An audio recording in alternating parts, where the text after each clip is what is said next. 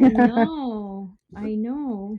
So It's a great, I'm just sharing up you're the, sharing the yeah, link. that's why I'm like a little bit Hey Wayne, how's it stuttering. going? Okay, I'm just waiting on that so we can get all these links posted. So I have had a lot of people asking me about the links tonight. So please just go on to, Outer Realm group page, Amelia's personal page, my personal page, Canada's Most Haunted personal page. There's all kinds of places that you can access it. Again, any Joe Montaldo, United Public Radio, you'll be able to get all of that. So live link to the show, add to profile. There we are. Okay, I've done my part. There we go. Canada's Most Haunted, just the group. I don't know what's going on with that. Oh, I have to go and let that one on too. That's just so bizarre. I don't know what the heck's going on with that. It's so weird because it comes up in my profile with all the groups, but yet I can't access it. You are an admin? I don't know. I got nothing. I got nothing. So, all right then. So, yes, tonight's show, I cannot wait. So, you guys are going to absolutely love Shawn. He is verse. He's got like a bio mile long. So I'm not really sure. Are you going to attempt to? I'm definitely not going to, because then we're going to give it all away. Did you want me to do that right now? Yes. Okay. He is here waiting. Absolutely. Excellent. Let's do it. Let's do it. Shawn Williamson is a sculptor that really touches my heart with my family, and a researcher for Andrew Sinclair returns to USA to search for sacred relics and biblical mysteries. He works as a professional sculptor, mason, with 22 major public commissions to his name, including one huge ram unveiled by His Royal Highness Prince of Wales. Shawn Williamson was a seaman on the Great Lakes and returned to the UK to study architectural carving and stone sculpture. Later, his father, Canadian Captain M.F. Williamson, handed him a copy of Andrew Sinclair's book, The Sword and the Grail. In it, he wrote, "Seek this man out." Synchronicity combined with his gun clan DNA, and soon he was sculptor mason to the clan Sinclair. This is where he discovered more secrets that we're going to share right now. Hello, Shawn. Welcome. Hey, Shawn. How are you doing? I'm good. Can you hear me okay? Yes. Perfect. Yes. Great. How are you? Fabulous. Yeah, excellent. I managed to get a couple of hours sleep for your show, so already. Oh, that's good. Yeah, so for those of you who don't know, Shawn is coming to us live from Scotland. So my favorite country ever. I know. I love Scotland. I do. If you look to your right, I'm not sure if you can see it from your phone. You'll see the comment section here. That is all the different chats that will come in. So you will be able to see the chats, or, there'll be questions which, we can relay to you also. So welcome. I've had a lot of people asking me for the link to tonight's show. So people are obviously very interested and excited. So I'm going to ask you about, hence, I guess, humble beginnings. How did you come to be in this amazing research position? What drove you to it, etc.? Yeah, well, it started really when I just left school in the UK, and my mother and father were separated, and my father was on the Great Lakes as a first officer, and she didn't really see a bright future for me in sort of industrialized Britain. And she wrote to my father and said, is there anything you can do for him? And I ended up with a job on the Great Lakes. And he knew I was a kind of, obviously, when you're younger, people are quite straightforward and stuff. And he said, "Oh, just tell them at the customs that you've got a job and all the rest of it." And I did. Well, of course I hadn't, but within 2 weeks I was on the Great Lakes as a very young seaman, and going all over, right, through to Lake Superior and stuff. And it was just an awesome adventure, like something out of a novel. I couldn't believe it. And I think that was all just, in the same frame of mind as the great explorer Mitchell Hedges. Just get on and do something exciting with your life. And, you never know where it's going to lead. And this seemed to channel me into an area where I later found out that a lot of my relatives had been over in Canada. One, for instance, was a tailor in the Wars of Independence from Montreal, kind of making uniforms for actually, I think, both sides, and ended up going back to the UK. So it was like I seemed to be tracing this line or areas where my family had gone previously, and it just went on further and further and further and further back. Although you didn't realize what was happening at the time, I was kind of too young, but I started reading books on the Knights Templar, and that was my main area of interest, where I kind of re-educated myself, and I ended up going to a community college in Canada and studying medieval literature. And I did really well at these subjects. And I was thinking, well, how did this not happen in the UK? It was some kind of DNA recycling or going back in time somehow, but like an imprinting on you almost. Yeah, something like that. Yeah. Right. So you just found your calling and decided to pursue it. So at what point did you go from college? Did you stay in Canada for a long period of time? Did you decide to head home? Well, I stayed in Canada for 4 years, and I was based in Canada, although I went right down the eastern seaboard to New Orleans, Gulf of Mexico, paid off there actually on the last ship that I was on, which was the Cape Breton Miner. And, so my father was interested in the voyages and journeys of Prince Henry Sinclair. And I remember him talking about Frederick Pohl's book on the Sinclair journeys to North America, 1398, pre-Columbus. And, I got hooked into this because the books were already around. And then, my thing that I wanted to be was I wanted to work with stone and be a sculptor. The first experience I had carving stone was actually on a ship called the SS Canadian Hunter, and there was a native guy on the vessel that kind of, I was 17, 18, no, I think I was 19 at the time, but he kind of looked after me. It was kind of rough, and he took me uptown in Thunder Bay, and we bought some soapstone. That's far up there.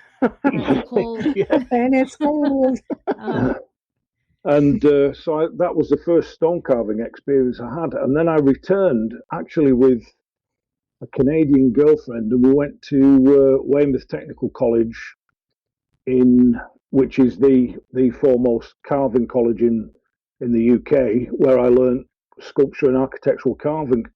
And, so the journey went through almost like rather than an academic, cerebral way, it went from tracing ancestry really through being an operative stone carver, stone sculptor, and stone mason, and that's how I kind of worked with Andrew Sinclair. He was obviously, with him being an ex-Oxford and Cambridge professor, right. I was, more on the operative side of things later, analysing what we were asserting were Knight Templar tombstones in Scotland and the north of England. Yes, there you go. Yeah, well, that's one of the knights that I carved recently, actually. Yeah, I love this one. And I've used it for the cover of my novel Questus, which is out later in the summer. Oh, excellent! So tell us about the book. Okay, well, it's actually to do with what Andrew Sinclair found in Rosslyn Chapel, which was okay, which is actually on film. Right. So he found a wooden grail when he went under into the vaults. He was the only guy really to have done that, and it was like 1993, and they made a film about this kind of semi-illegal investigation, and he came up with this grail bowl on the film. Well, it turns out that I had this bowl analysed, and we're still looking into it in actual fact. Wow. But that was the nearest thing to the vaults anybody's found, really. And it seems to be made of a very, very heavy wood. I think it's a lot older than medieval. But even if it was just medieval, it's a great find. Absolutely. Because apparently they knights, particularly in Ireland for some reason, had these bowls buried with them in their graves, in their tombs. Wow. And there we are with Andrew finding one in the Great Rosslyn Chapel, which is like the temple for all this. I've been to Rosslyn. It is. Have you? Yeah. Oh yeah, so spectacular would be an understatement. It really would. It is truly an amazing place, and you just scan it. You're just inside, and you just scan all around, and there's just so many tales to tell. But I would love to be able to just look at everything and decipher it all just like that. But of course, you lean to the Apprentice's Pillar, which is just like, wow, to say the least. And I think when the movie came out, The Da Vinci Code, it drew a lot of attention to Rosslyn. And everybody heads in there, and they're waiting just to go down underneath and find things. And I like to just say right off the bat, that things like that aren't open to the public. So, I felt bad for one of the poor guides there, trying to explain this to somebody when we were there. She goes, "No, you can't go underneath. There's nothing there for you to see." So you can't go underneath most cathedrals and sacred places anyways. No. Let alone because, Dan Brown sold the script. Yeah. Yeah. Kind of like that. I guess that was the monopolization of what other people had been, particularly Sinclair's, had been involved in looking for. I couldn't believe that I ended up there with them all. And so tell us how that came to be, Shawn. Well, it was another sort of weird connection, and it was based on,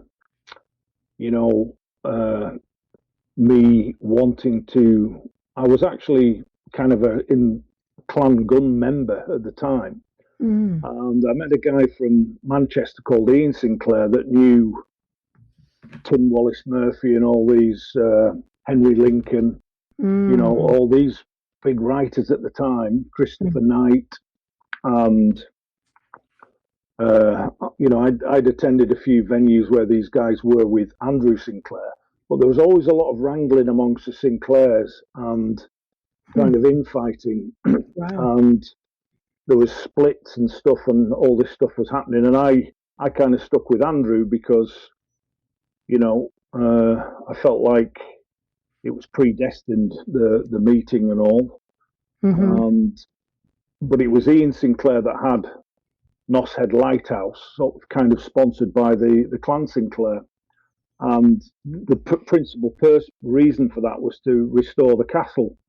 So I was involved in the early days as a consultant with the castles, trying to help the process along. And I was able to connect them to major funding organisations like World Monuments Fund and stuff like that, which, set the castle fundraising to restore it, mainly through donations, although they did get grants as well.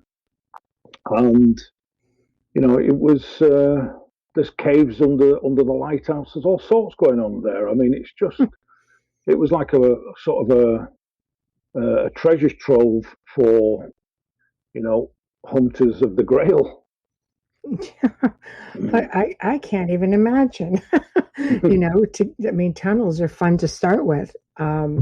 So you're on your journey. You connect up with Andrew, and what starts from that point? Does he just look at you? Because he must have really liked you to say, "Hey, I'm just going to kind of, put you under my wing and teach you everything, give you, everything that I know." I mean, that's got to be that's such an honor. Yeah, well, Andrew was, he could be very exacting and difficult, but we were very good friends. We with this vast amount of information that he had, sometimes there was areas that I was able to contribute in, like analysis of Templar tombstones and the symbols on them and how they were carved and the techniques. So it was like coming in from another area, to add to what he'd already done.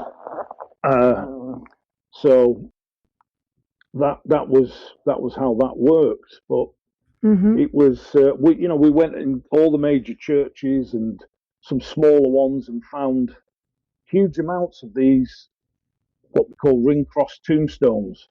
And the point of interest in that is that there seems to be a genesis or type of stone that came based on the symbols that came after the dissolution of the Templars, which is a line of research that I think hints of their continuation in another form. And this is where I think the Sinclairs come in, because one of their official roles in kind of the governance of medieval UK, which was kind of fractured in any case between, the Vikings, the Scottish Celts, the Anglo-Saxons.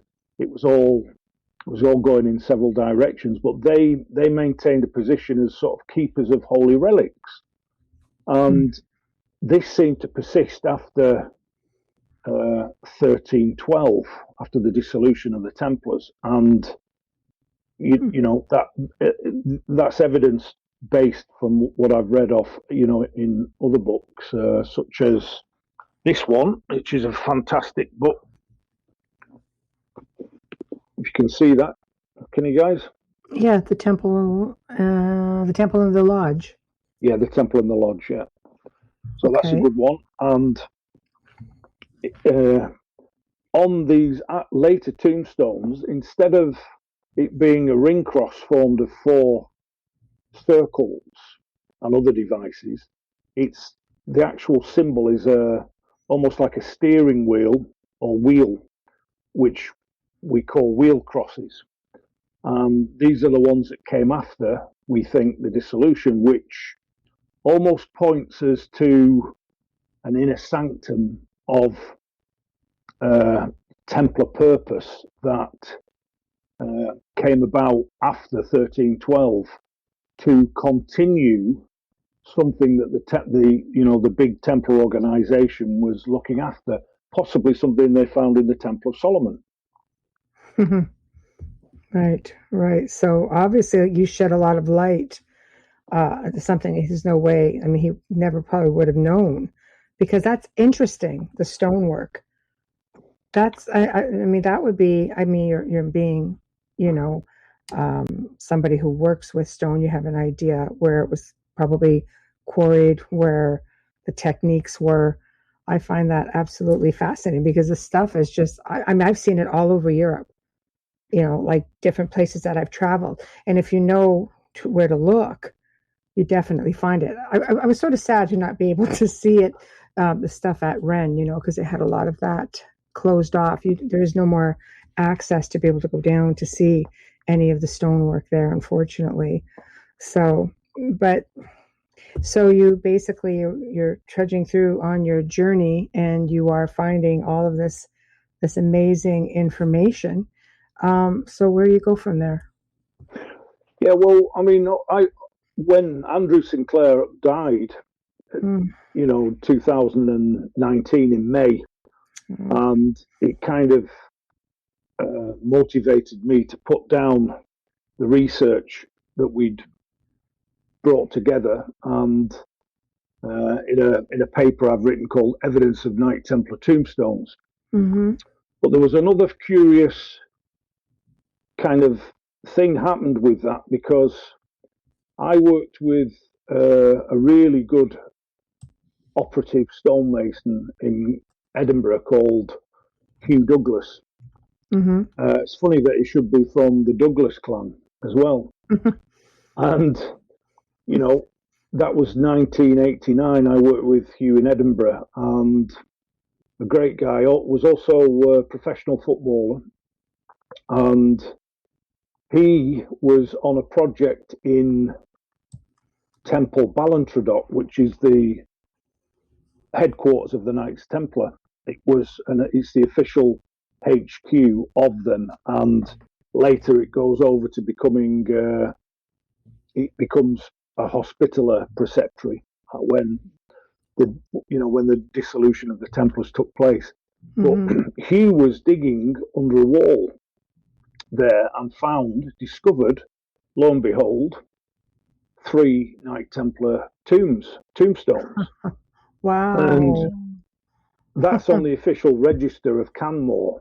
And so immediately, he and Hugh's kind of testimony is written into the report. But that was the evidence I needed, because there was another tombstone that I was interested in that actually Andrew mentions in his book, The Sword and the Grail, which recently at Loch Awe at Kilmartin, I was working with, obviously, the famous Lost Relics of the Knights Templar. Yes. Carl Cookson and Hamilton White. Yes. And we were up there filming, and I was kind of brought in to, give an opinion on the stones, and were able to compare the stone that we found amongst these very Norwegian Celtic style tombstones. One of them was exactly the same as the one that Hugh Douglas found at Temple Ballantradock. Wow, really? So, yeah, and the link there was that Angus Ogg, who fought for King Robert the Bruce at Bannockburn, brought in 2,000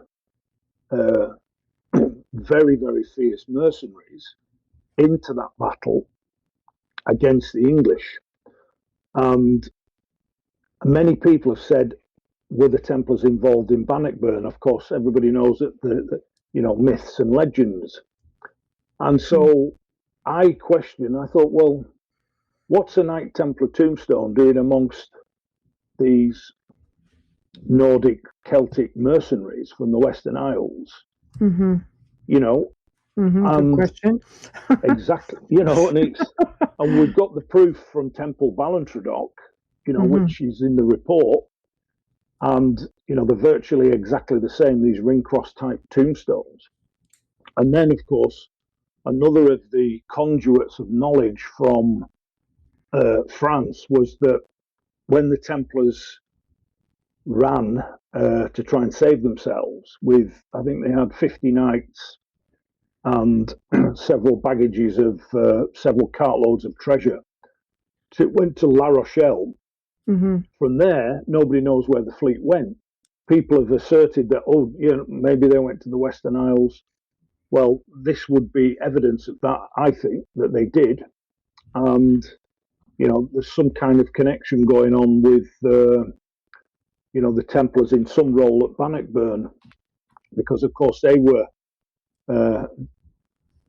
been dissolved to some extent in the same way that Robert the Bruce had been also as heretics. Yes.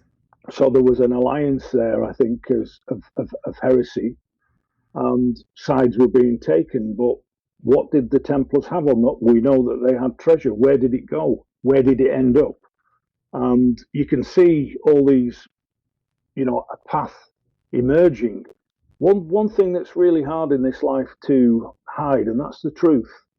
Mm-hmm. And no matter how we contrive history, always the truth will out. And I think we're on a stream of truth here with this.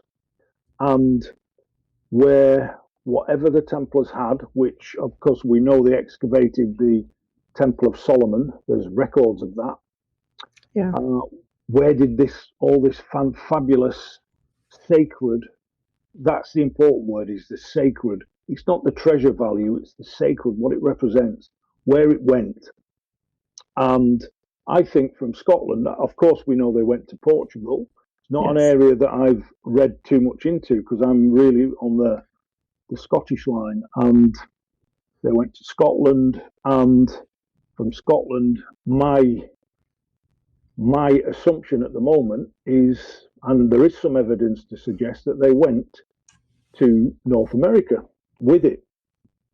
And they knew about North America because the Vikings had already been there. The Vikings had sailed there for 300 or even 400 years prior to when Prince Henry Sinclair's voyage in 1398, was unofficially recorded, shall we say. Mm-hmm.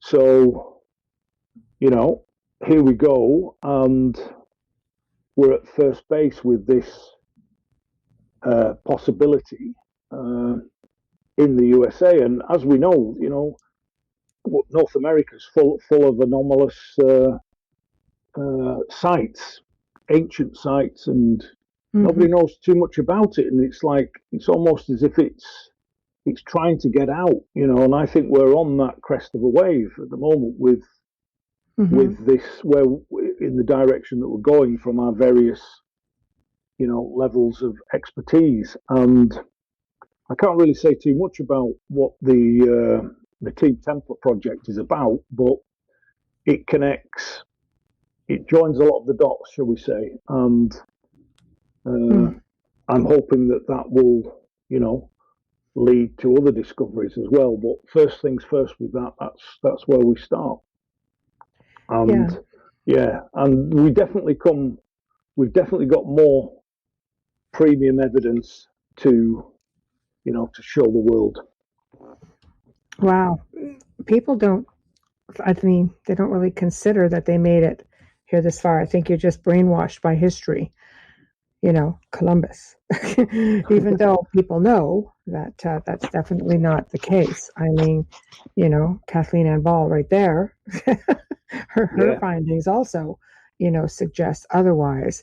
And I know that the Team Templar North America is really active. You guys are going leaps and bounds. So I'm looking forward to what you guys are going to come up with that. And maybe just get all of you on here and talk about it. I mean, I kind of, it was Wayne Murphy, that great guy, that and fantastic knowledge of his sites and stuff. And Gretchen Cornwell, who everybody knows, fabulous books and stuff, and they were working together, and then they brought me in. And of course, I'm a kind of joiner up of things. Right. Connect the dots. Connect the dots, yeah. I wouldn't say I don't know whether I'm a kind of a finisher or not, but I'm a really good starter and a good joiner upper of things. And I was able to bring this to the attention of Carl Cookson and Hamilton White of Lost Relics. Yeah, they're great guys. They're on again next week. So I like to see everybody connecting up together because there's so much groundbreaking research being done.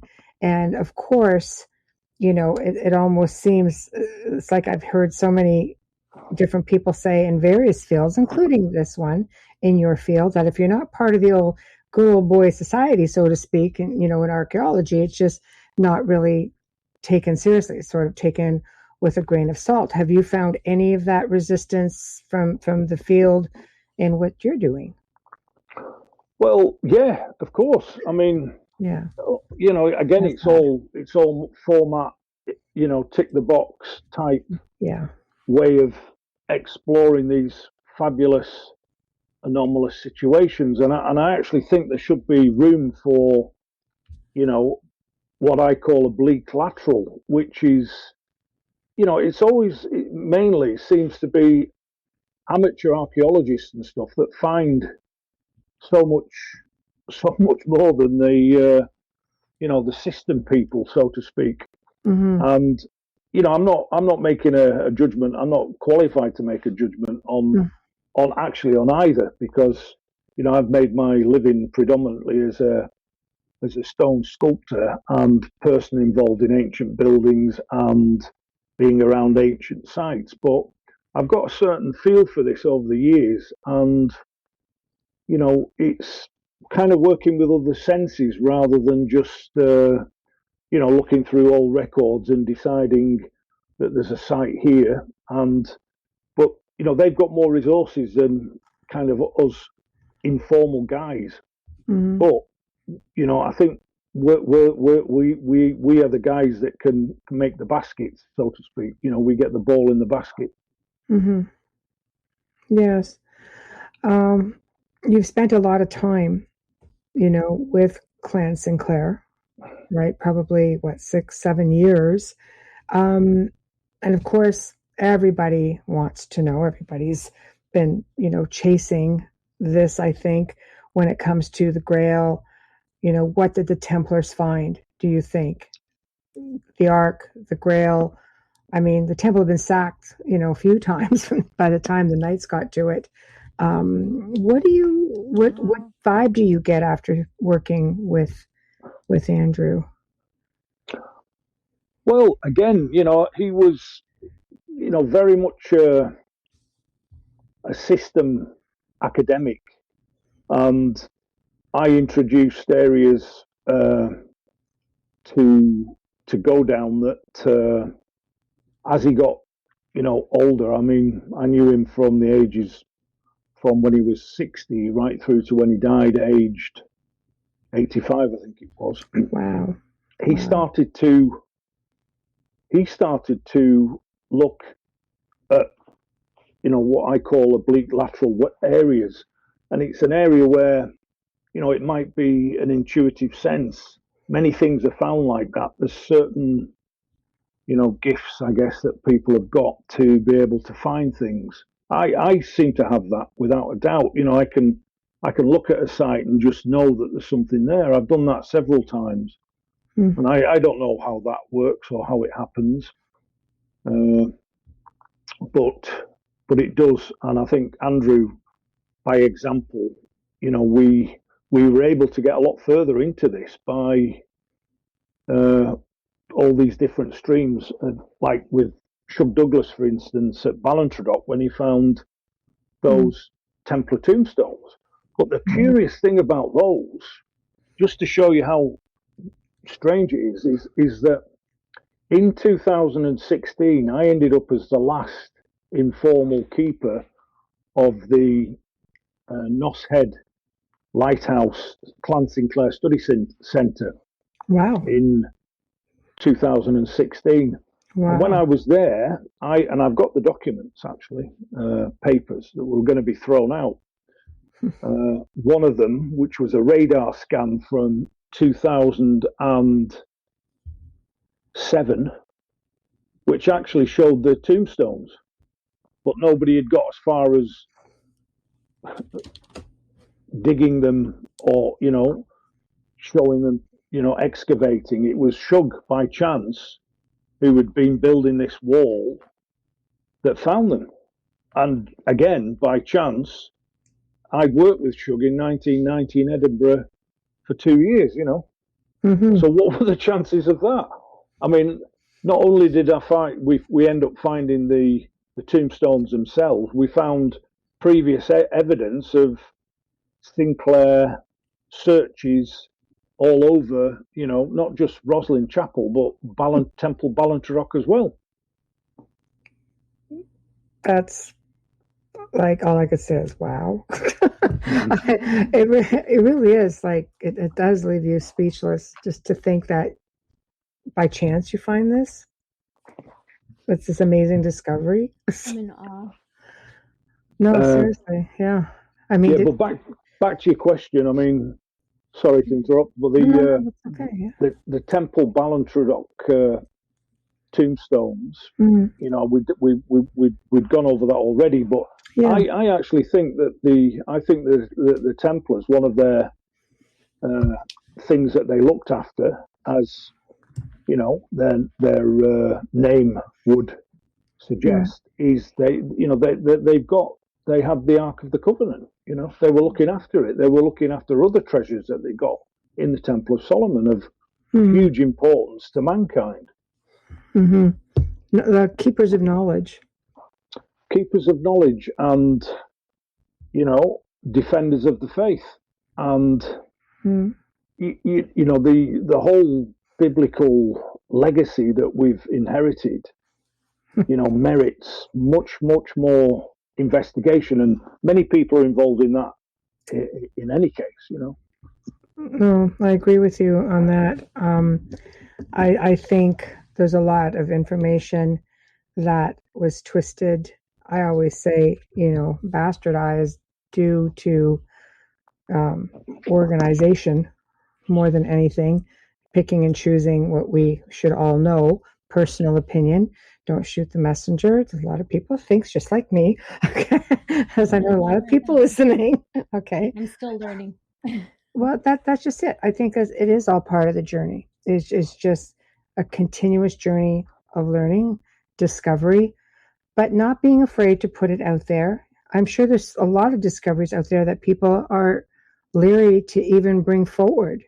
And I know the Templars were really got a bad rap, I guess is probably the best way to put it, because of a lot of misinformation, to the point where they're finally, vindicated, and doesn't make it any better, but I'm glad it happened. So, did they have the Ark of the Covenant? I don't know. There's a lot of theories with that there was more than one. There are theories that there's one in Ethiopia. There's theories that one was actually found, I think, in the 80s in Israel, like in Jerusalem. And you can actually see like photographs and video clips of this. And, the person who found it was not allowed to excavate it. But it looked pretty darn compelling in that pit, let me tell you. So I don't know. Again, you look at the fact that, the Temple of Solomon had been sacked by the Babylonians, and, that was a big one. They were said to have taken everything.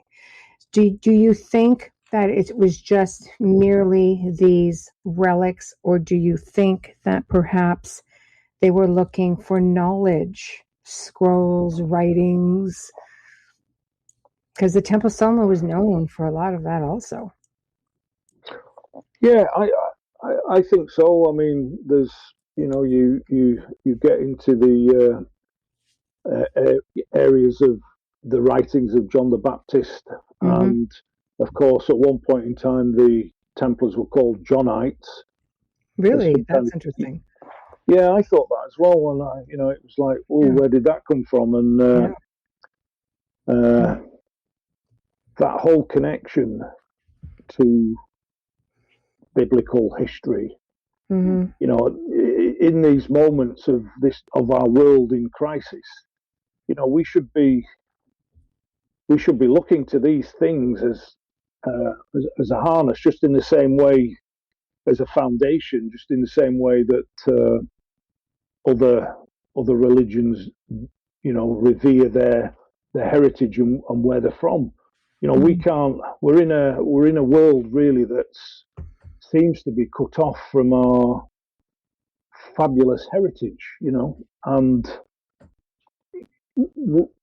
the thing in everybody, because we're so wrapped up in making a living, and we're on that constant treadmill, which is causing horrendous health problems for everybody.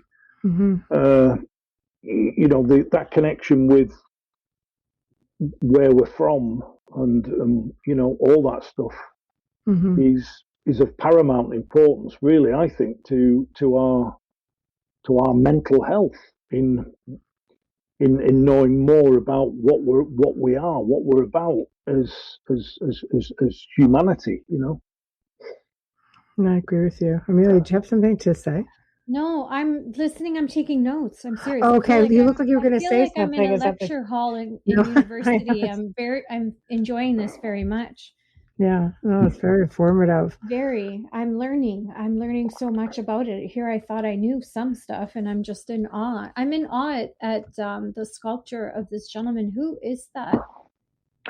Oh yeah, that's not quite finished, but I went off on an adventure in 2017 to South America, to Chile. And I was looking again by chance for other things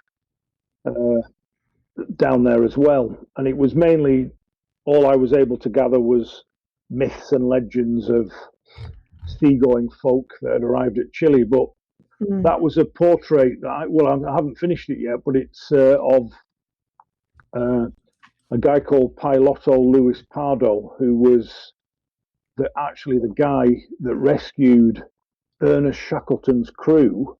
Oh wow! In Antarctica, yeah, and that's amazing.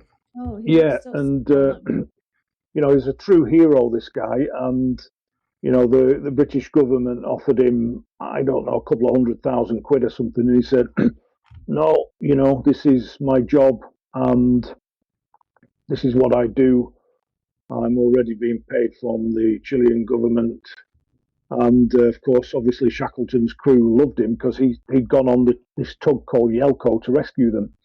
And this portrait that I'm doing is for the Chilean embassy, but we don't know where exactly it's going to end up yet, but it could end up in the embassy itself. So striking, so solemn, and it's beautiful. Yeah. Yeah, it's a nice commemorative. I think it's, again, it's an honor to be asked to be able to contribute things like this. You did a really beautiful statue of Henry Sinclair. Yeah, that was part of my work as sculptor to the Clan Sinclair, and it was actually a training project for young stonemasons as well. So, was two other guys came up with me to work on that. And it was all part of the Sinclair's initiative to try and kick in some heritage training for young people, and with using history as a tool to engage young people with. And so we did that work for the study centre. It still exists up there, although the study centre doesn't, but the castle's nearby. I'm hoping at some point in time that whole Clan Sinclair thing will be, because they gave a major contribution to worldwide heritage, and it's still ongoing to some extent. And however, but we mustn't forget Sir James Gunn, of course, and of course he was one of Prince Henry Sinclair's captains. And although the Gunns, which was my clan, and the Sinclairs fought on some occasion, they were also very big allies in that period of time, that medieval period of time.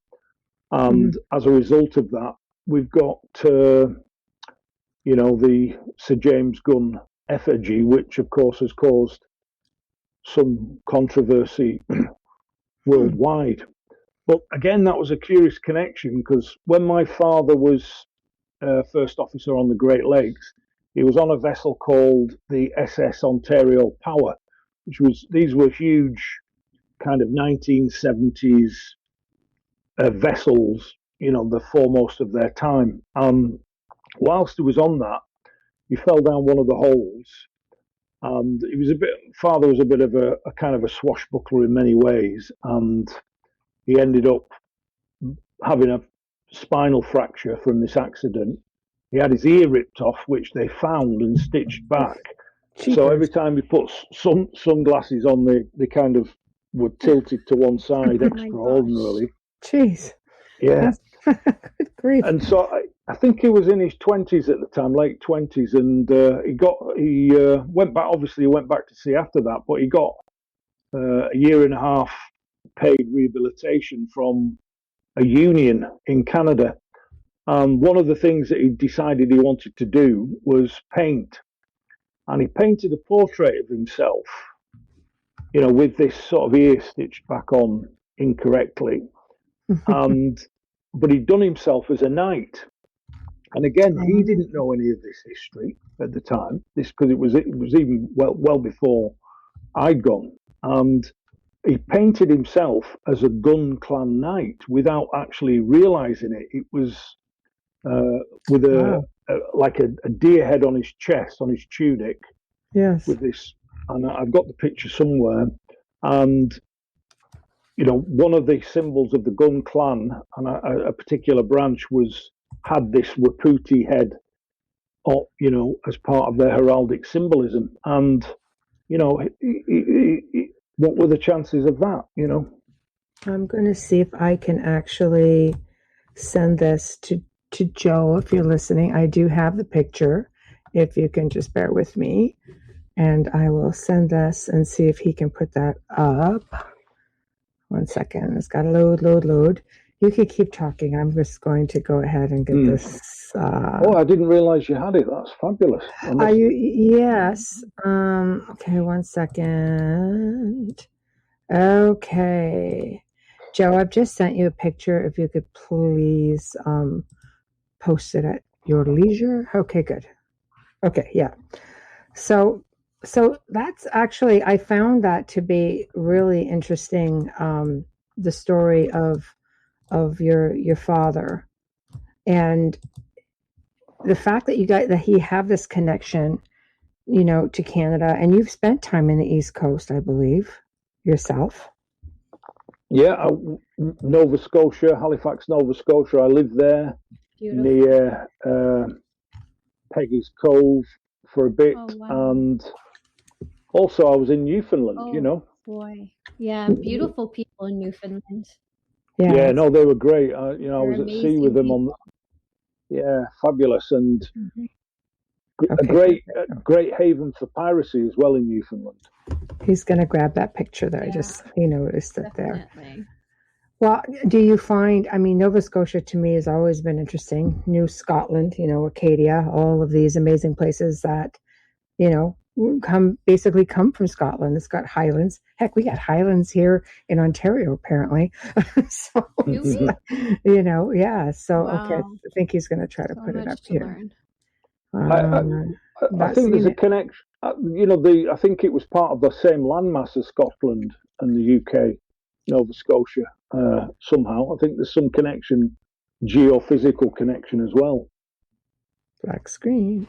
So, yes, I don't know what that is. I'm just waiting for him to come back and notice that. Oh, yeah, so, he switched. He's probably trying to just get it up there. He's trying to move it. Yeah. Well, I don't know. I just copied and pasted it. So, so you spent time there, and did you do any searching, for any sort of relics while you were here? Because even the Vikings with them, there's settlements, throughout a good chunk of the East Coast, actually.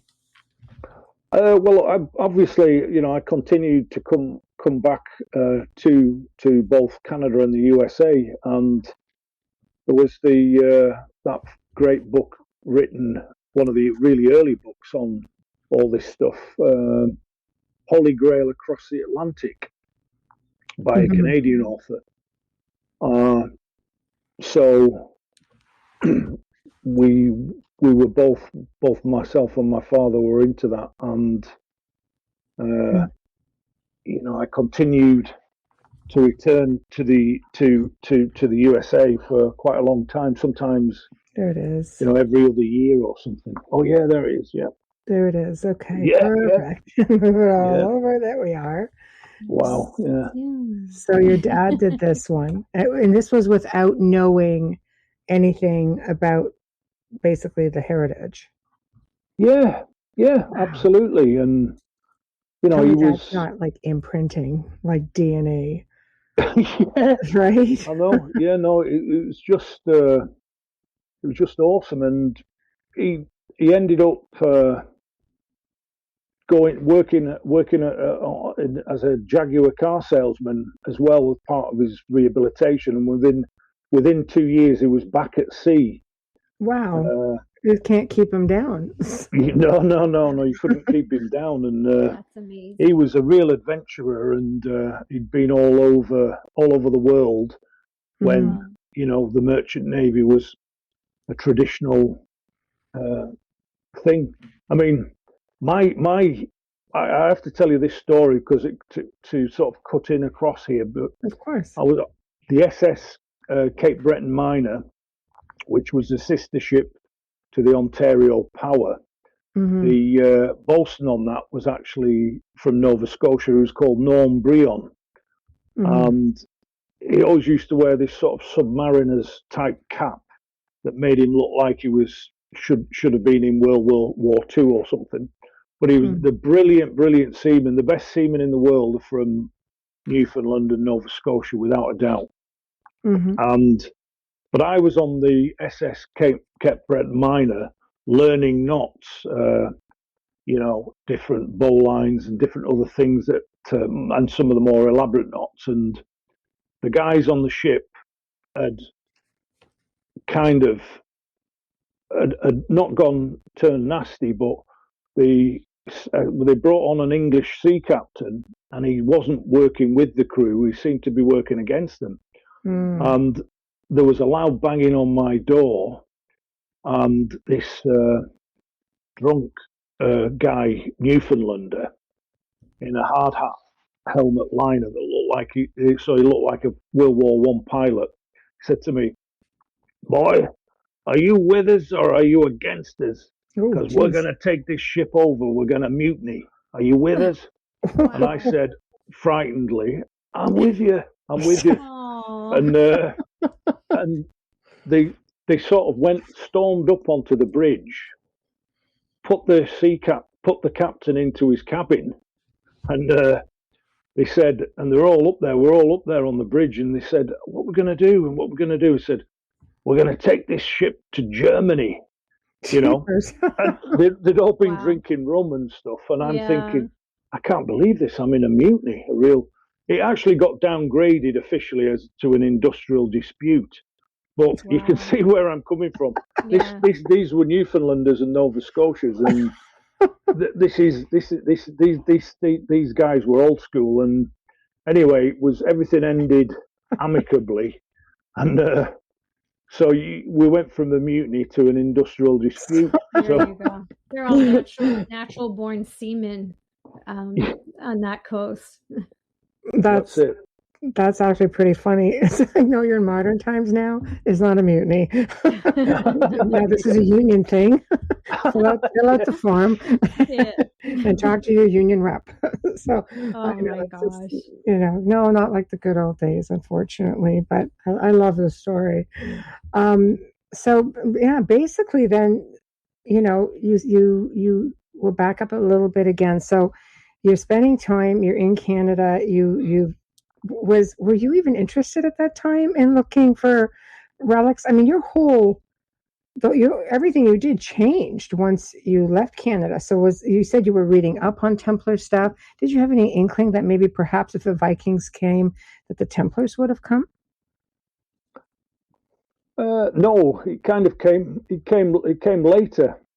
Yeah. But I don't know. You pick certain things up and you retain them, and then you're not, 20-year-old or 21-year-old guys not going to be talking about the Templars, when you're going uptown for a beer or whatever. And no, I just wondering if you had done any explorations on your own. I mean, I know myself, just being a chick and all, but I mean, at that age, I was like heavily into archaeology and stuff like that. I just love exploring and trying to find anything really, especially indigenous stuff, because it's just everywhere. Yeah, no, I did actually. I did I did a couple of earlier projects just at age 16, where you get like work experience working on archaeological digs, and I always found stuff. In fact, I found it was a Georgian crown that I brought over to Canada with me as a gift for my stepmother, who was Polish. Wow! She got it made into a hasp, like some kind of a necklace. And she got that. Yeah, so there was that element really to my interests. But again, in the UK at the time, the education system is very biased. It chooses its favourites.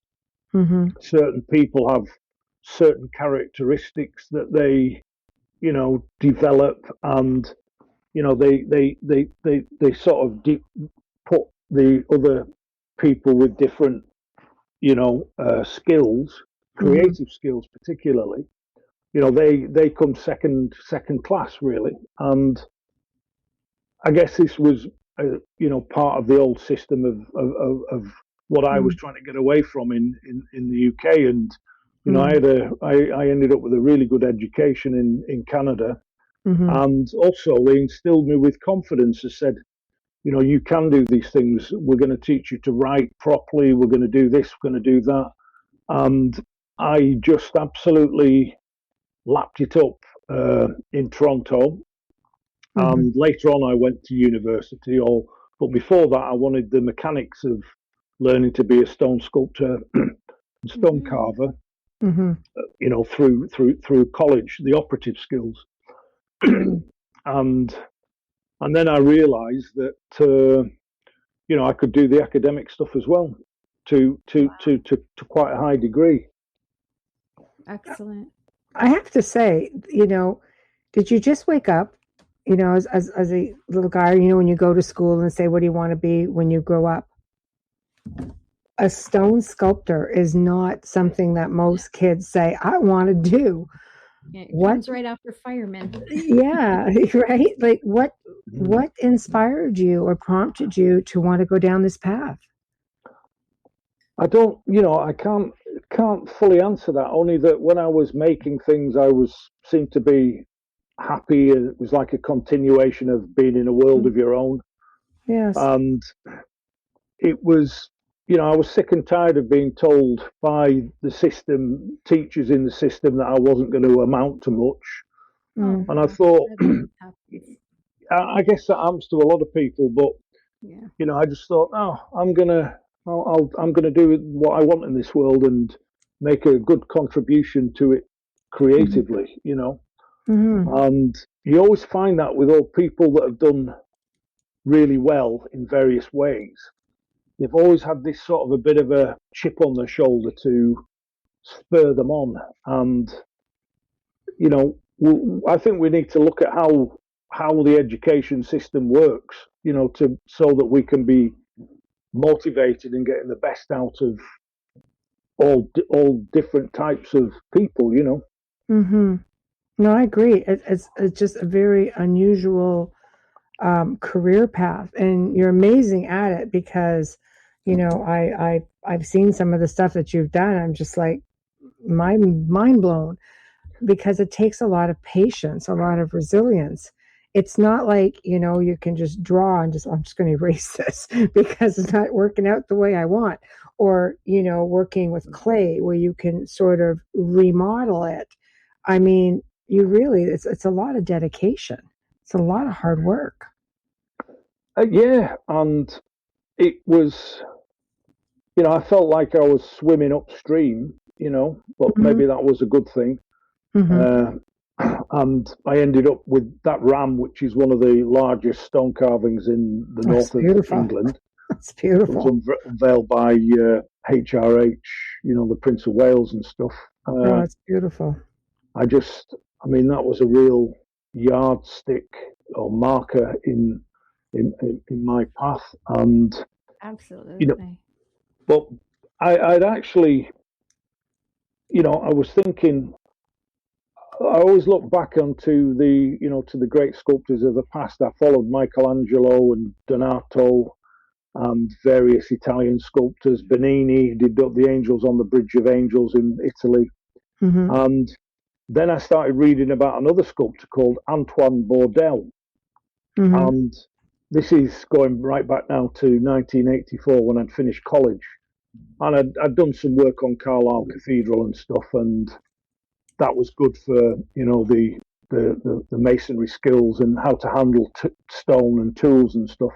Mm-hmm. And then somebody told me about Josephine de Vasconcelos, who was a very famous lady sculptor in her time. And I thought, I wonder if I could, because Bourdelle had been the assistant sculptor to Rodin, and she'd been the assistant sculptor to Bourdelle.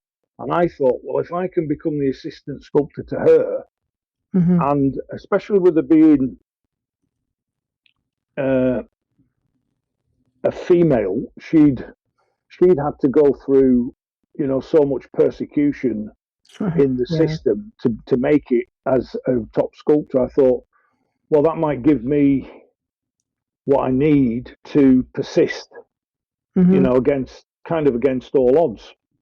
Right. And I ended up working with her for, several years. And I actually received the last letter that she ever wrote to anybody when she died, aged 100. Wow. Yeah. And, yeah.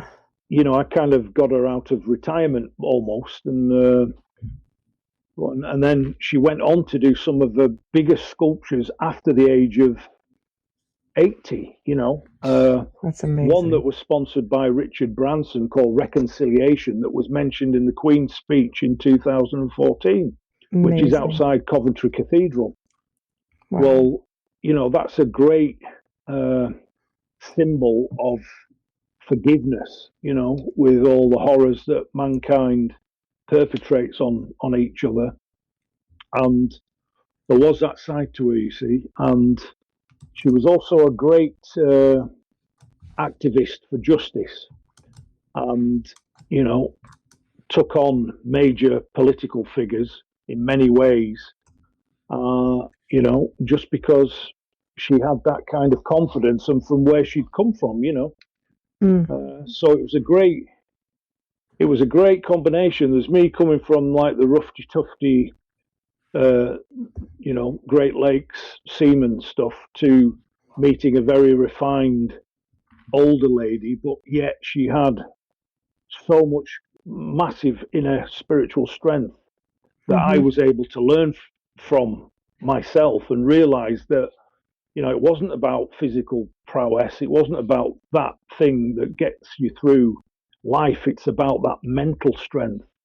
And she used to say to me with a very kind of posh accent, she used to say, "You may think it's a garden inside my soul to some extent, Shawn," she said, "but actually it's rock. It's as hard as rock in there, And that was the way she described herself. So it's like one tough cookie. Oh, absolutely. Yeah. You mentioned, oh, sorry. No, carry on, please. No, this is more of a personal thing. I've been holding out the whole time. You mentioned Michelangelo, and Michelangelo used to say that he would look at marble and it would speak to him. Michelangelo actually apprenticed with my 10-time great grandfather, who was Nicola Pisano. Wow. Absolutely. Yeah, so it's really amazing to hear you speak, because I've never been able to speak to, no one in my family carried that on. So thank you for that. It's great to hear. Gives me an opportunity to understand what he may have felt when he sculpted Pisa. Yeah. Again, the the depth of his knowledge of stone and marble and his connection to God. I mean, he's a guy that would rather sleep at the foot of his statue than go to bed, you know. Yes. And then wake up next day, throw a bucket of water over himself, and continue hammering away. You know, so great was his connection to God, but through the material, and was able to be one of the greatest producers of art the world's ever seen. You know, there's no doubt about that. And similarly, Leonardo da Vinci, you know, Yeah. on his deathbed, you know, this is a man that could bend horseshoes as well as create some of the most genius ideas known on the earth at the time, and such a forward thinker that so humble on his deathbed, you know, he says to God, "Have I done enough?" You know, these are the figures we should be extolling in the virtues of in this decaying world that we're in. You know. Well, the people of their time were so epic when you look back. I mean, my great grand had Michelangelo there. Galileo was the first to be baptized in that baptistry. You know, Fibonacci is an uncle. You think about these people, and you can't speak that way nowadays about anyone. No. There isn't that art isn't what it was at one time. This is all stuff that transcends time. It does. Right? Well, absolutely. I mean, I can always go to Pisa and touch it and feel, you know, his work. Knowing that he had Da Vinci and Michelangelo as apprentices is just mind-blowing for me, you know, but yeah, that is incredible. That's a fabulous connection, and I can't so good draw, that you're Shawn. you're picking up on that. You know? Can't draw, Shawn. I can't draw. I can't paint. Stick people. Yeah, I can cook. That's my art. I think people. I can paint, but I can't. No, paint by numbers, maybe. I wish I could. I wish I could. You know, it goes throughout the generations of family, you know, with musicians that way and poetry and things like that. But yeah, none of us, they're wood sculptors, but they're not with stone. No, that's a dying art, I think. And when you travel, like I say, I am a world traveler, and I've always been drawn to architecture. And I love spending time in castles and cathedrals because of the workmanship there. Energy. It's just, you know, I mean, to me, stone resonates. It has an energy. You can almost hear it. You can feel it, you know, and that's just me seeing it after the fact. I often wonder, you know, am I picking up on the energy maybe of the person who created the piece or the building, or, you know? Yeah. No,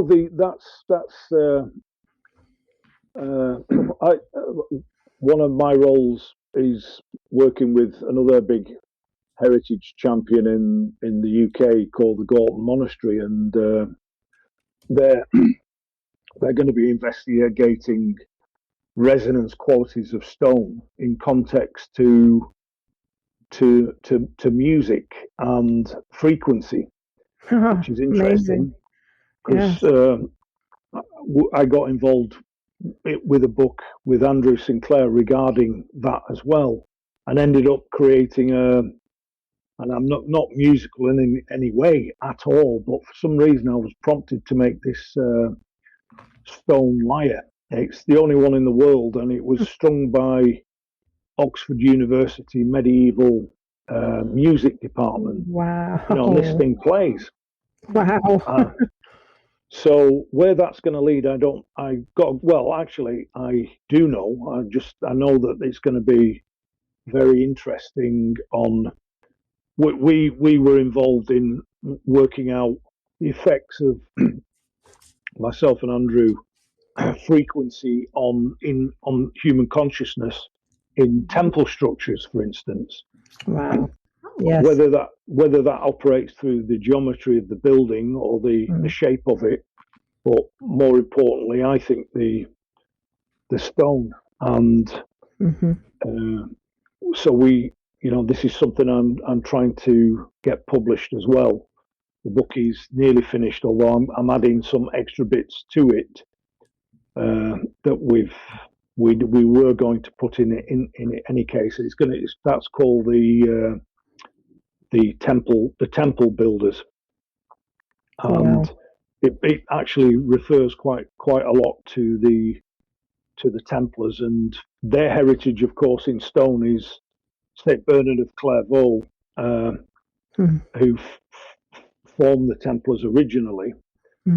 He was also involved in setting up or using medieval craft guilds and bringing them into the Templar order. And I was amazed to find out that some of the Templar Masons had taken the same vows as the knights, chivalrous values, which are more or less pledged to God unto death.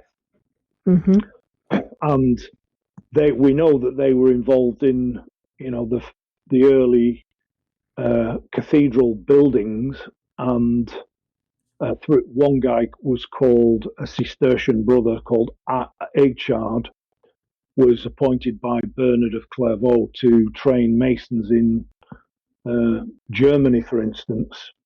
So they knew the importance of sacred building in stone.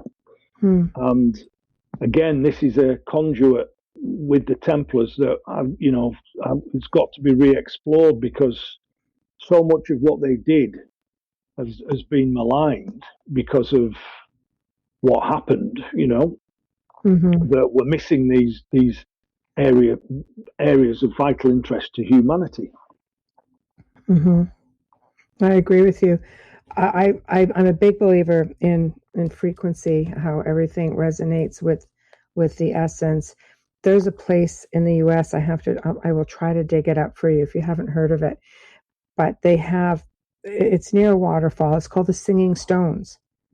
And people can go and tap on different stones. These are big rocks, and they can tap on them, and they all have different frequencies to them. Beautiful. It's like it's like a natural wonder. It's not like, and somebody happened upon it. And I remember seeing it in a documentary, and I said, this is fascinating. But there is a belief that stone can, again, absorb energy, and it can retain it like a memory. Yeah. So, yeah, I'd heard that as well. Yeah. And we mentioned in the book that the BBC had done some tests similarly in the 80s, I think it was, and somehow plugged in magnetic tape recording equipment into the stones of a certain church. Wow. How they did that, the technical aspects, I don't know, but what they actually recorded was thousands and thousands of voices. Really? Over time. Yeah, over time, but it was just like a babble, of imprints. Yeah, of people's voices that had been recorded somehow in the stone. So bang on with what you said. Yeah, that is just so amazing to me. If that is indeed a thing, you look at some of the Templars going into their, to these temples that they had, these places of resonance. I can just imagine what you would catch in there. I think it's fantastic. Like I say, no matter where I go, I always feel compelled to put my hands on stone, whether it be a statue, whether it be a building, because I just feel that it resonates and that they really do speak. So to be able to work on something like that, and you're putting your own energy into it, and it leads me to think, because we had Carl and Hamilton on prior, and they were speaking about different artifacts that they had from the Tomar Horde, and some of these made out of stone, and it makes you wonder, the time that was put into it and the intention of creating this and what it was going to be used for. It would be so interesting to do an experiment on that, much like some of the items that you're creating, some of these pieces of artwork. If they could speak, like, what are your thoughts? Are your thoughts imprinting on them while you're creating them? Yeah, I think so, definitely. And, I think it's also kind of a conduit also for other stuff coming through it, because, it's not when, people are buried and they say ashes to ashes, dust to dust. It's, I think we have a lot of mineral content in the human body that is in stone as well. But the obsidian chalice and the fabulous ones that the guys have got, that was almost an overload of information for me when I held it. I really, I can imagine. This thing to be carved from obsidian is, again, for me, supernatural. They find these types of things in pyramids and ancient cultures and civilizations, and how the Templars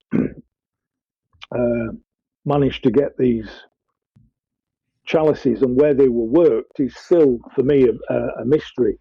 What was it, like 7 years to do the obsidian chalice? I think is what they said, 7 years to carve this.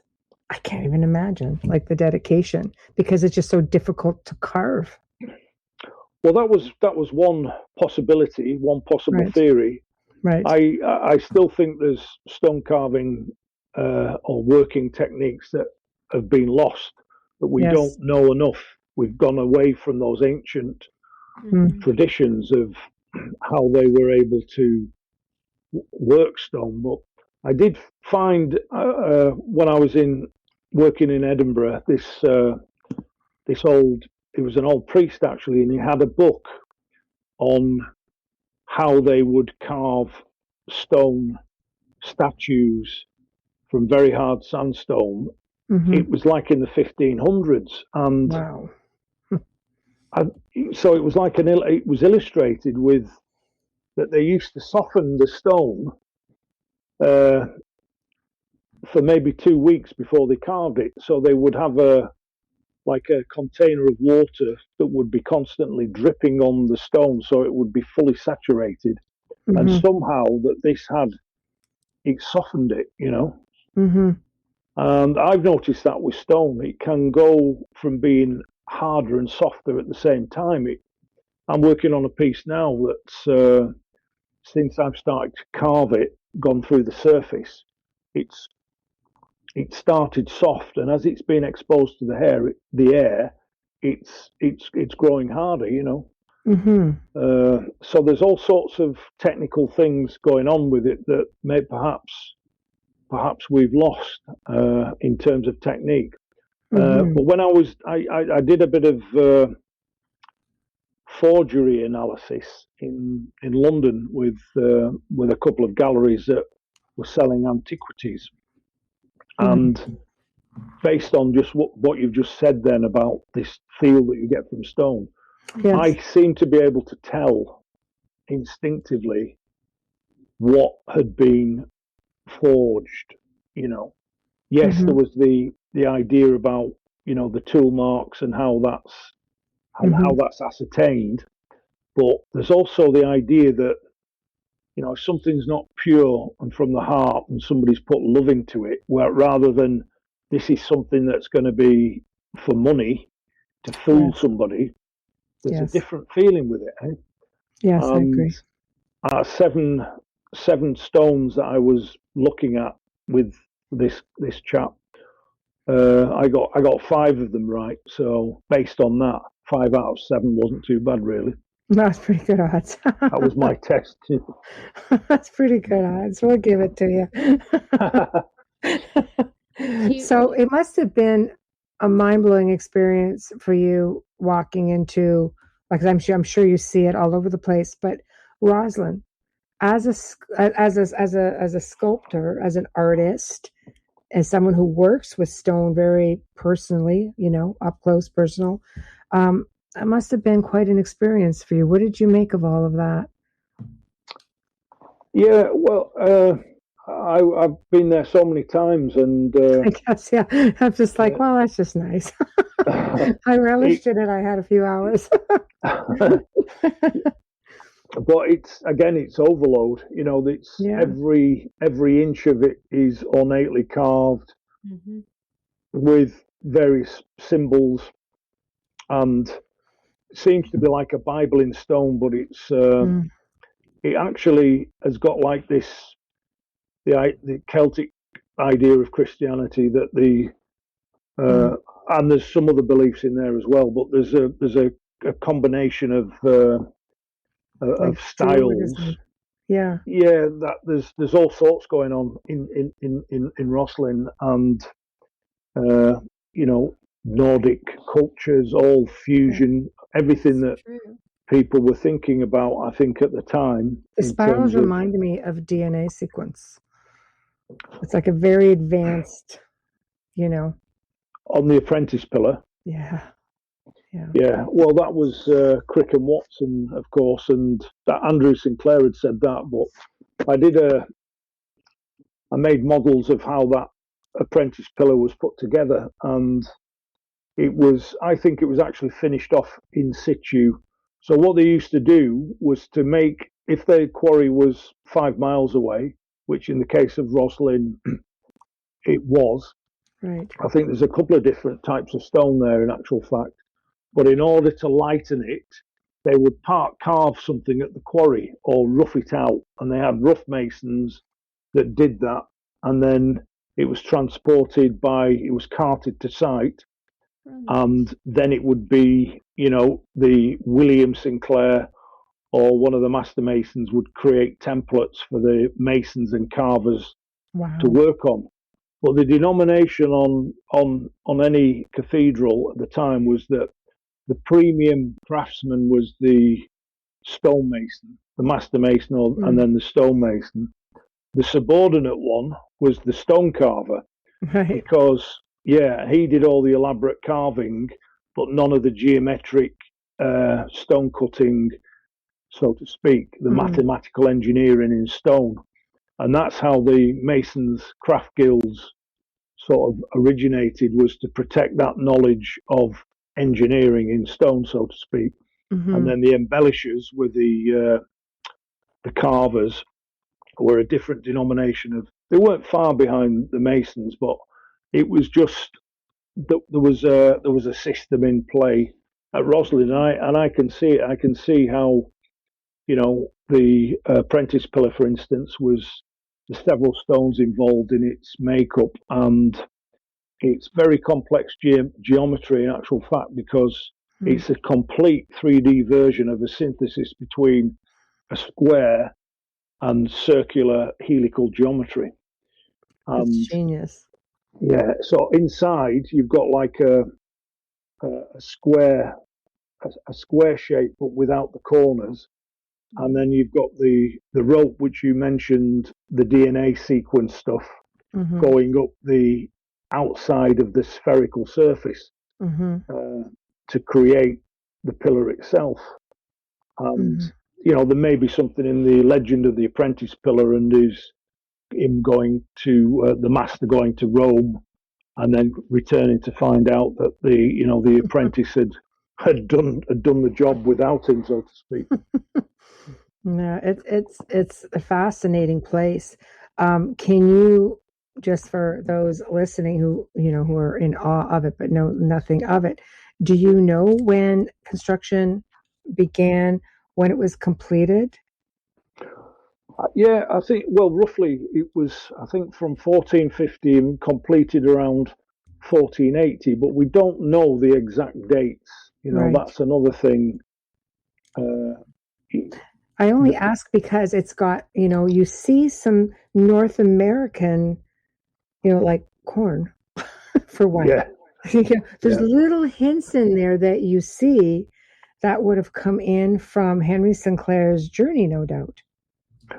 Yeah, absolutely. Case in point, and the aloe vera and all these things that could only be seen in North America and further afield. Yeah. So they'd already had that experience of being there. We know that from 1398, and prior to that, I believe the Sinclairs, who were actually Vikings in any case, Correct. descendants, Yeah. that the Vikings had been going to North America consistently for probably for 200 years prior to that, and probably other seagoing cultures like the Phoenicians and other Mm-hmm. groups, that were there, Portuguese, Spanish fishermen that Mm-hmm. obviously off the coast of Newfoundland, they were still there when I was over there. It was a big thing to see Portuguese fishing boats over on the Grand Banks and stuff. I think it's like amazing. I Mm. do. I thought I read something at one point where I think it was back, I don't know, was it 1300s, maybe before, where the Chinese actually attempted to come in. They had a fleet of about 300 ships at one time that tried to make a journey. Yeah, I think there was lots of exploration going on Mm-hmm. over the world, and this points to the other area of research that I was involved in was through the work of Charles Hapgood and Mm-hmm. maps of the ancient sea kings, Yes. which of course Piri Reis had that map Mm-hmm. that showed the landmass under Antarctica Mm-hmm. before there was ice. Amazes And me. Yeah. yeah, I mean, this is the thing that stimulates people to continue to be interested in the planet. It's so we know so little about these geophysical anomalies and stuff that Mm-hmm. it's like a human condition to want to search out these mysteries. I agree. I think people are, I mean, people have always been completely in awe or infatuated with, you know, faraway places. I know whenever I was asked to do a television show, it's just like, what would your ideal show be, to present to people? And I always say, you know what? Something that takes them out of their living room, because some people never leave the confines of their town, their state, maybe, their country. I said something that gives them an experience that allows them to be an explorer for even a half an hour a week, and those are the type of shows. I personally love documentaries. They're my favorite. I want to also, even though I've been able to escape to many parts of the world, I still enjoy sitting down with a good documentary that takes me somewhere else with something that I enjoy, which to me it's usually, like archaeological adventure shows and just things like that. I'd love to see how things work. Yeah, and I agree entirely with you, and that's how I tried to improve myself when I was in my younger days, was by watching those National Geographic documentaries and stuff, and Sure. Yeah. all that stuff. And I think it's in the heart of every person that they've got this desire to know more, and it's not just enough to be on this treadmill system of I know we have to make a living and all the rest of it, or do our best in that direction, but we've got to be stimulated in other ways, I think, to get a real value of what this magnificent, beautiful planet is about. A thirst for knowledge, a quest for adventure, you know. Exactly. Yeah. And, Yeah. and you seem to have been able to hit on everything, in your travels, in your Templar research. Where has it taken you aside from North America and obviously home, the UK? Well, yeah, I mean, Brazil. I was in Brazil. Brazil, yeah. Yeah, I was picking up on stuff, and of course, Kathleen Ball's work is incredible. And I've been around all these different groups of people and writers that have been involved in this, and there were some great forums in Edinburgh where we had some of the foremost writers involved, and including the fabulous Templar historian Robert Bryden, that was a Rosslyn Chapel expert to some extent. I was at lectures that he was, giving way back in 2000, and it's just been a pleasure to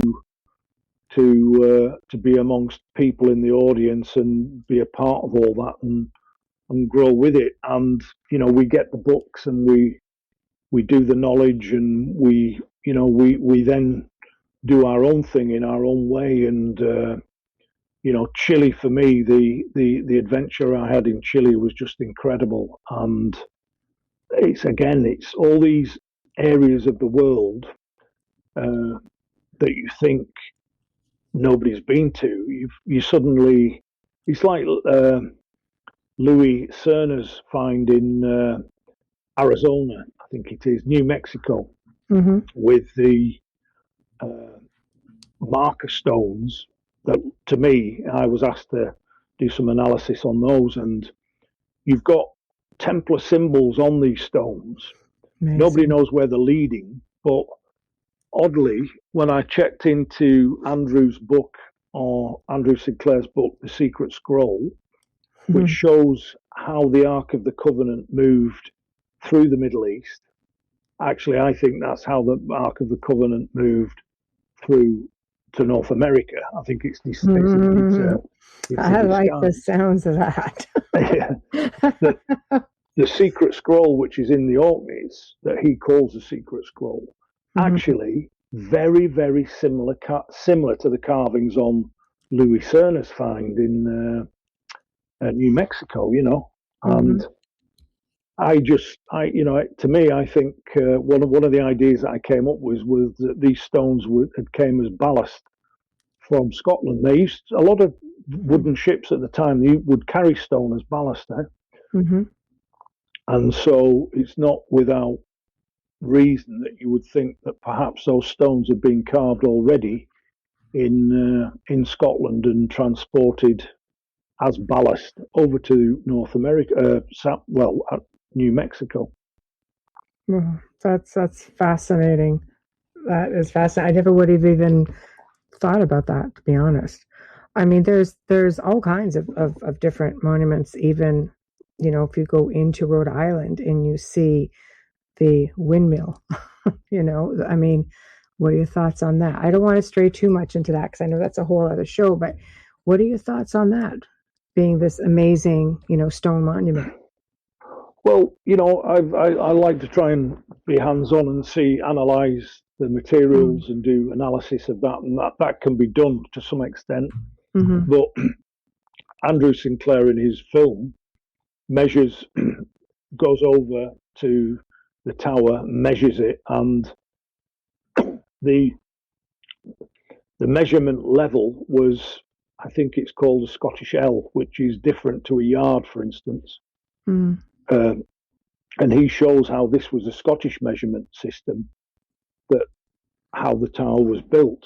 And it does have it could have actually, you could see that on the Orkneys or north of Scotland. The building techniques are absolutely identical, And what was it? Was it a lighthouse? Was it, people have called it the windmill, but I definitely think it's got the connection, the Templar connection there somehow. Because of course they were involved in building a lot of this stuff, I agree. And also because even going down along the East Coast, there are believed to be markers that show them coming through, So you sort of have to give it some credit. I think you just have people who are afraid to go there again because it goes against the grain of what the written word is, historically speaking, when it comes to North America. But, yeah, and a lot of the early research that the Sinclairs did from Nosshead Lighthouse, the Sinclair Study Centre, was exactly that, and was trying to rediscover those narratives, the Zeno brothers narrative, and the connection to North America. Then it's all coming back. I think it won't. It's not going to go away because they keep finding things, and of course that's the interesting the next step or the genesis from all the information I've been gathering was to sort of help Wayne Murphy and Gretchen Cornwall and connect lost relics as well. And I was lucky enough to get the opportunity to work with lost relics, as you know, in Scotland. Yes. And it's like, hey ho, we're all on the cart again. Here we go. We're off on the quest, and it'd be good to open that up to more people, I think, as well in the future. At least in forums and podcasts and audiences, and it's important work. It's let's put it this way: it's a lot more interesting than looking at bar charts of what other countries have that people could exploit. As I remember at school when we have we're going to study the bar charts of the resources of Africa. What's that about? That's and why? Well, yeah, why? It's like algebra. What? Why? Yeah, I mean, it's I'm 15. Exactly. It's a leftover from the days of the empire, isn't it? And it's this is a way to go forward, I think, in connecting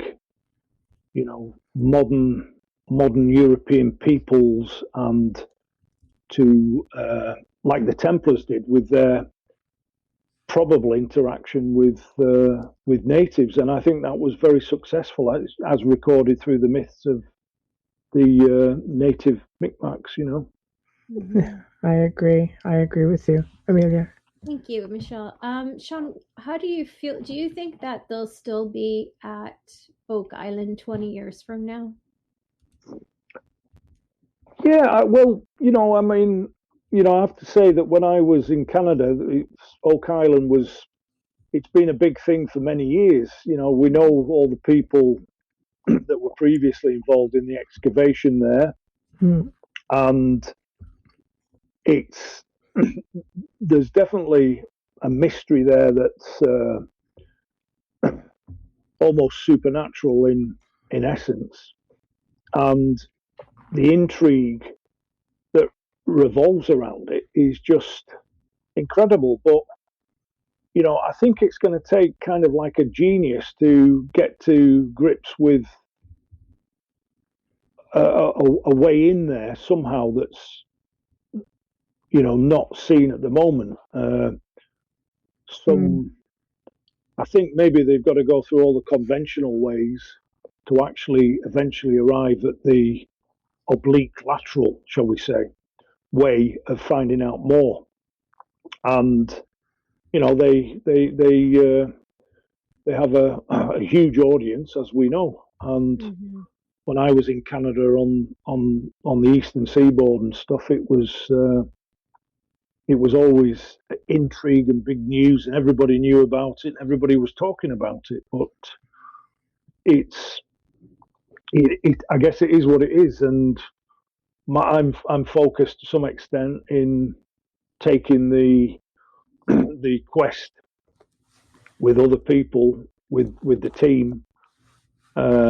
Great to work with Wayne Murphy, and his Mohican connection is just, for me, that's the stuff I wanted to learn about at school, and to have that opportunity is just, I'm totally honoured by that, and it's a dream come true in many ways. Yeah, I think it is a wonderful experience because, the indigenous people hold so much oral history. There's so much information if you just ask, because they're very forthcoming with it. And when I think of Oak Island, and I'm, because they're just finishing up another season, I find it just as thrilling to see all of the archaeological finds. When they found that road in the swamp, I'm like, wow, yeah, I knew it was there. It's stuff like that. Of course, it would be great to see them find, the treasure that they're seeking, because it's been ongoing for 200 bloody years. But everything they're finding along the way, to me, is giving so much, so much insight into what the island was like and the different stages through the centuries of what it was doing. It's an amazing journey that I'm glad that they're sharing with everyone. And I think that your team, Templar North America, is going to do the same thing. I really do, because it's a story that needs telling. Yeah,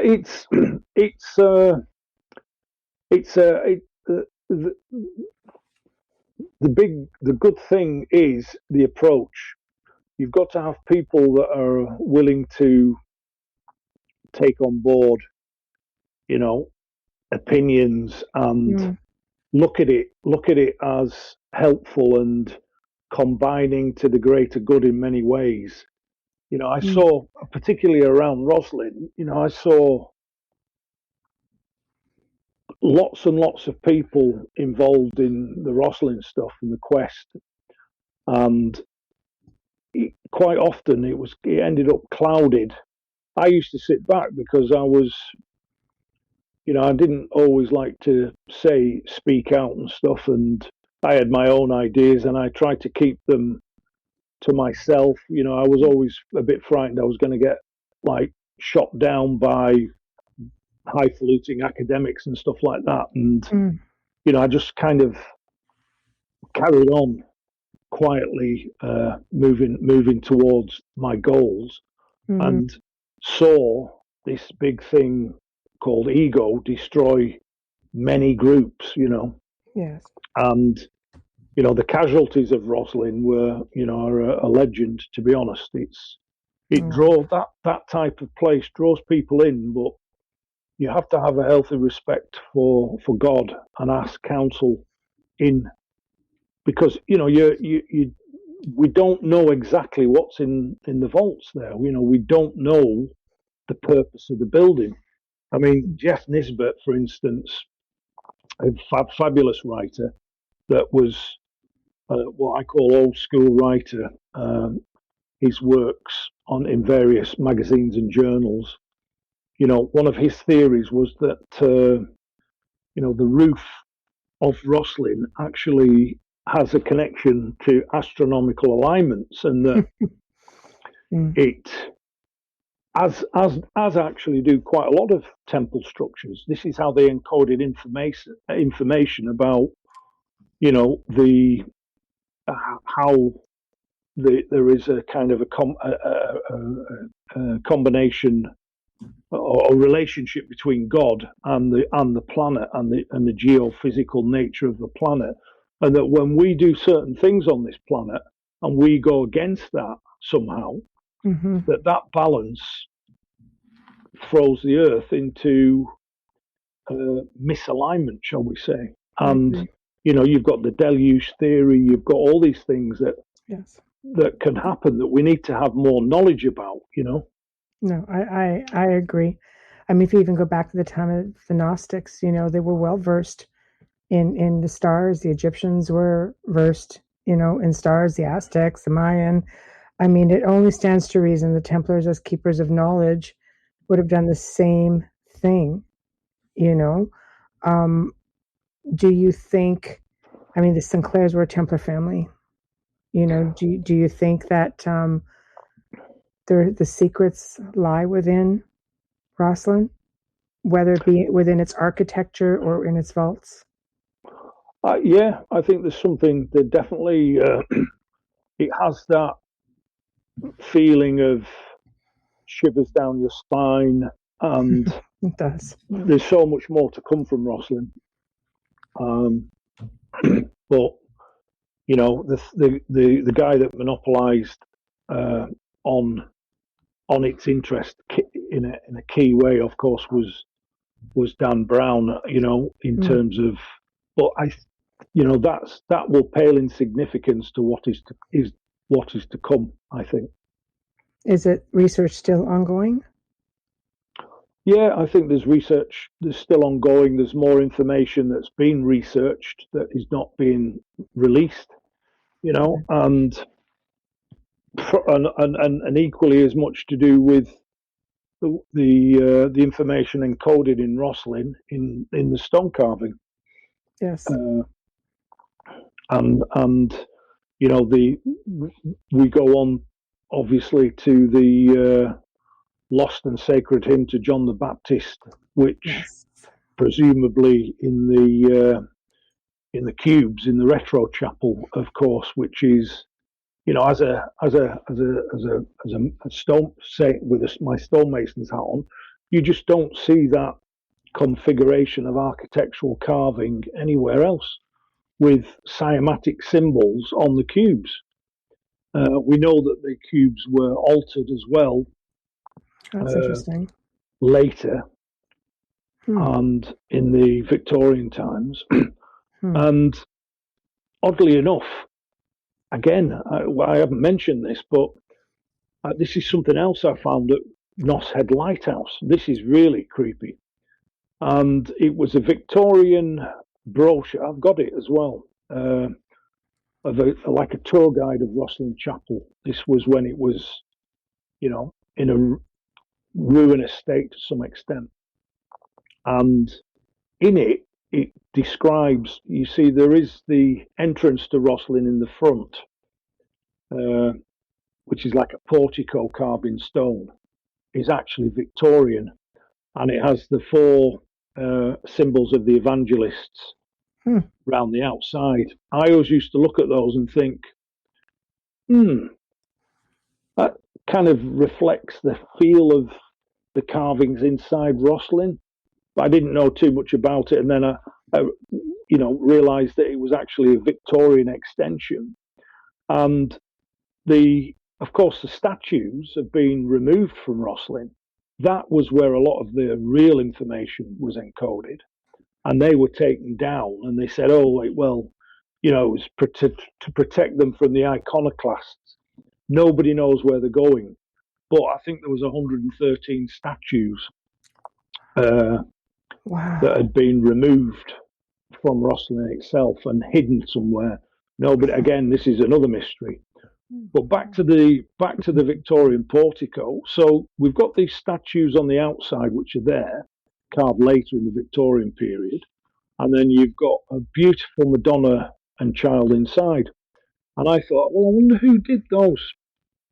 And lo and behold, whilst I'm at Noss Head Lighthouse, the Sinclair Study Centre again, working on a local sheep farm in the morning and doing some carving in the afternoon. You know, I'd gone up there 6 months. I'd kind of fallen on hard times to some extent, and I ended up in the refuge of the lighthouse itself before it was sold on. And I found this brochure, and in it was these words. It was that those statues on the portico and the one inside were done by a sculptor, Victorian sculptor called Francis John Williamson. Can you believe that? Yes, I can. I don't believe in coincidences. Just saying. So, and this guy is actually very, very distantly related, you know, and that's not even something I want to be connected with, because it's so far-fetched. People think I was a wingnut or something, but it's the truth. And I think it's fantastic. I'd be yes, all over that. yeah. So there was that as well. That was an additional thing that I found from that. And then, my father had come over and he started this study of the sequential stuff on the cubes, and of course it was much developed later on by musicians and people involved in working out what they were. There's quite a lot of people say, well, it wasn't the lost and sacred hymn to John the Baptist.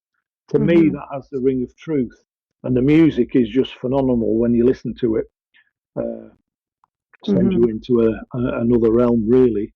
But the cymatics that they must have had knowledge for, anybody can realize that hints at a greater meaning for Rosslyn, and I think we're just scratching the surface, I just think it's encoded there is, so much lost information about the Templars and what they were involved in. So the Sinclairs are still actively researching or bringing in people to,